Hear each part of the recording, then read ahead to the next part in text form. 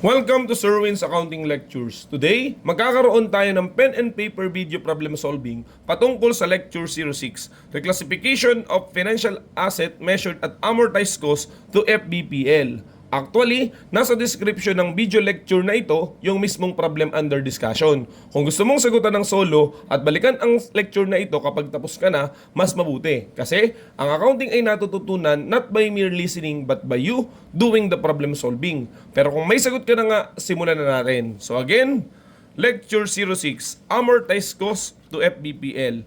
And here is our problem.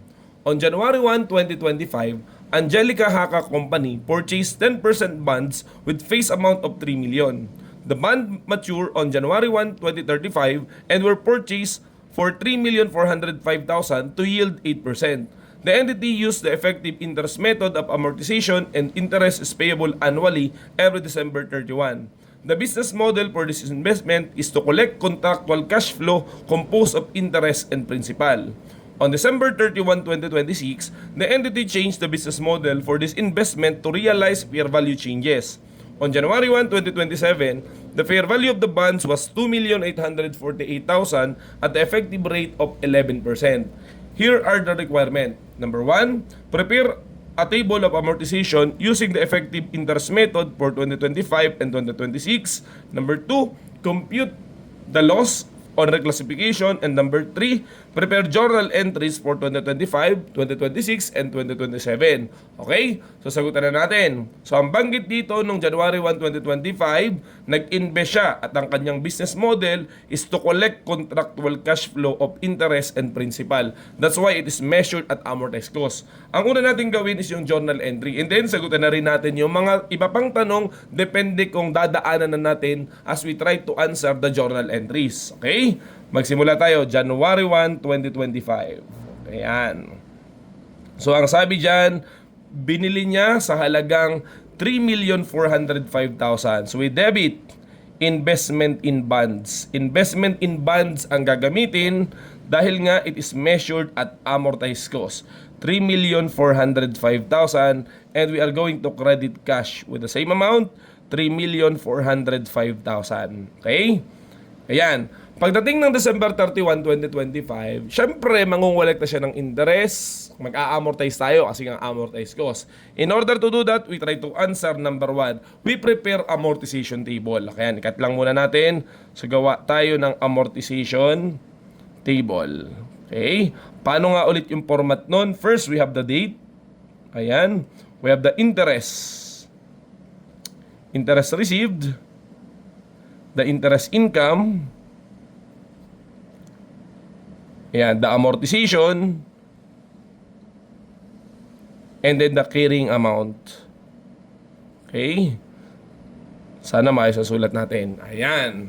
So, okay. So, yan po yung ating mga headings. So, ang sabi, binili niya nga January 1, 2025. At ang kanyang carrying amount ay 3,405,000. Magkakaroon ng interest sa December 31, 2025, December 31, 2026, actually hanggang 2035. Pero dahil nga ang nire-required lang naman ng tanong, amortization ng 25 and 26, doon na lang tayo mag-focus. Okay? How much will be the interest received? Ang interest received ay nakabase palagi sa kanyang face value, which is the 3 million, at saka sa kanyang nominal rate, which is 10%, so times 0.10, that will be the annual interest received for 2025, 2026, and so on. While the interest income is based on the carrying amount. So 3,405,000 multiplied by the effective yield or the effective rate of 8%. So times 0.08, the answer would be 272,400. The amortization will be the difference of the two. The 300,000 and the 272,400. So that will give us 27,600 amortization. Okay? Since tayo ay papunta or this is sold at a premium, papunta tayo sa kanyang carrying amount which is sa kanyang face value na mas mababa. That's why yung kanyang carrying amount na 3.4 million, 5,000 will be decreased by 27,600. Kasi yung concept ng amortization ay to bring it back to its face value. Okay? So 3,405,000 minus, okay, 27,000 Okay, so the answer would be 3,377,400, the new carrying amount. At yun din ang magiging basis natin ng bagong interest income nung 2026. So multiply by 6% by 8%, that will be our new interest income, 270,192 ng 2026. And we compare that again to 300,000, just repeat the process. So we will get now the amortization of 29,808, and it will be deducted to the previous carrying amount, 3,377,400, to determine the new carrying amount of 3,347,592. Okay? I believe nasagutan na po natin yung requirement number 1, prepare amortization table. At lahat ng entry pertaining to interest will be based on this amortization table. So gawin na lang po natin. Noong December 31, 2025, nakatanggap tayo ng interest, so we debit cash and we credit interest income, yung ating annual collection yan. That is amounting to 300,000. Okay? And by that same date, dahil nga tayo amortized cost, we are going to amortize. Ito na nga yun. Okay? We are going to debit interest income. Yan. Amounting to 27,600. And we are going to credit investment in bonds. Ayan, dahil nga, chef, di ba sabi natin, gusto natin bumaba, gusto natin bumalik dun sa ating face amount na 3 million. Okay? Tsaka ang isa pa, ang interest income naman talaga natin ay hindi 300,000, but rather 272,400. So we get the difference of the two, di ba? Kaya naka-debit ang interest income, yun na nga yung amortization. Okay? Ngayon, tumuloy tayo dun sa main topic natin, which is yung reclassification. Okay? Ang banggit kasi dito, ayan, tama ba ako? Hindi pa pala. The following year pa pala. So tumuli lang po tayo. 2026, kasi December 31 pa nag-change ng business model. Tumuloy pa tayo ng December 31, 2026. Ayan. Magkakaroon pa rin tayo ng cash collection for the interest. Ayan. So we debit cash and interest income amounting to 300,000. And we still amortize. We debit interest income. Okay? And we credit investment in bonds amounting to the new amortization 29,808. Yung concept, bakit ganito yung entry, katulad din nung kanina. Balik na tayo sa binabanggit natin. Ano yung highlight nung topic?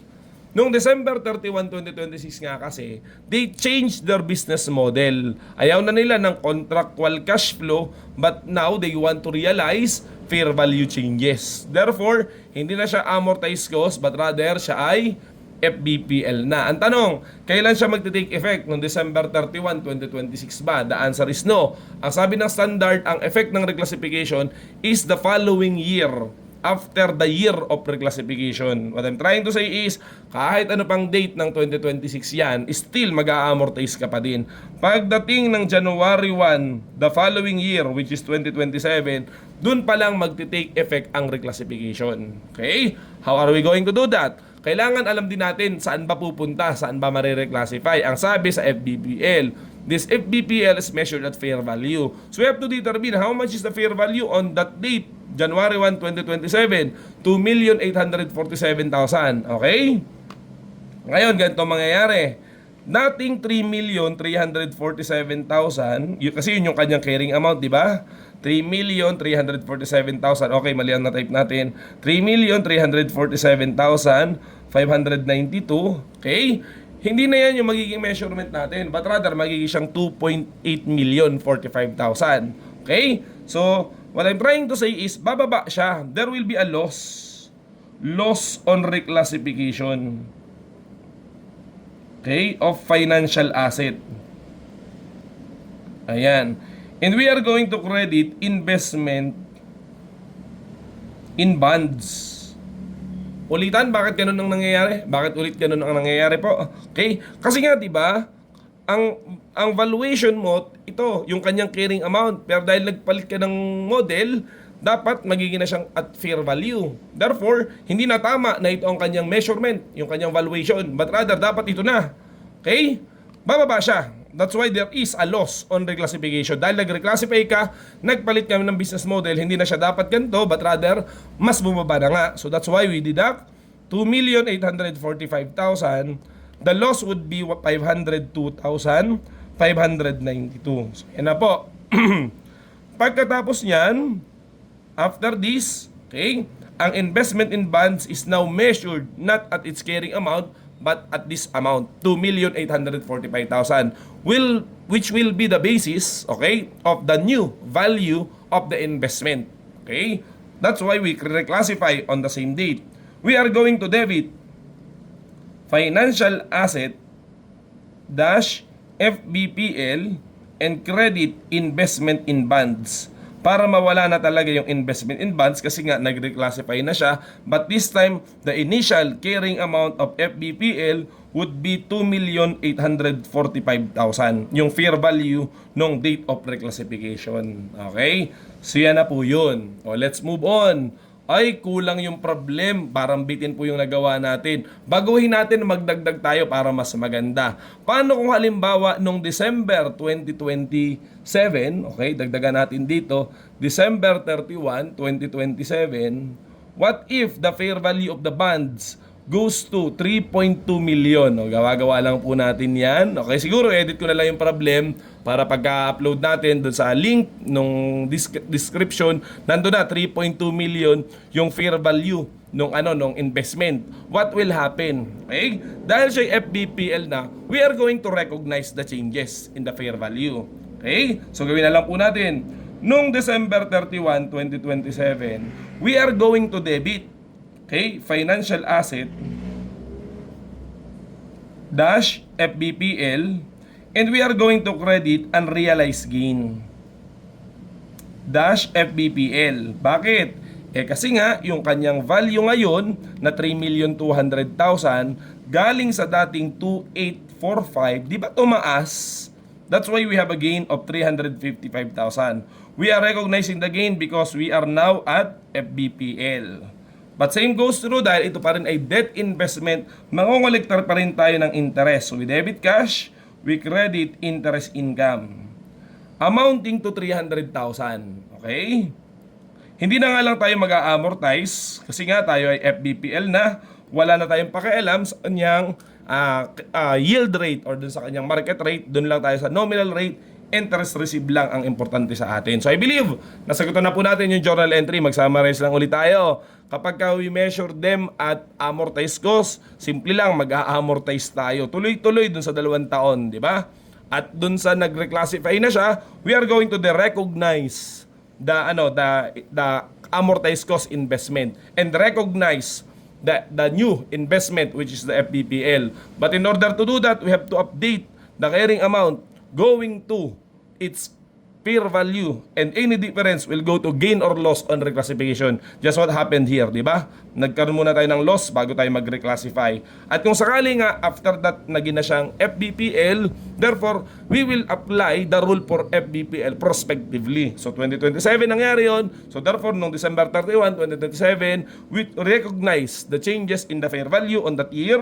And moreover, we also recognize the interest income received. Hindi na kailangan ng yield rate, so wala nang amortization. Okay, I believe tapos na po yung problem sa number 1 and number 2. Okay, by the way, yung 1 and 3, sagutan natin yung number 2 na nasagutan na nga kanina. The loss on reclassification is amounting to 502,592.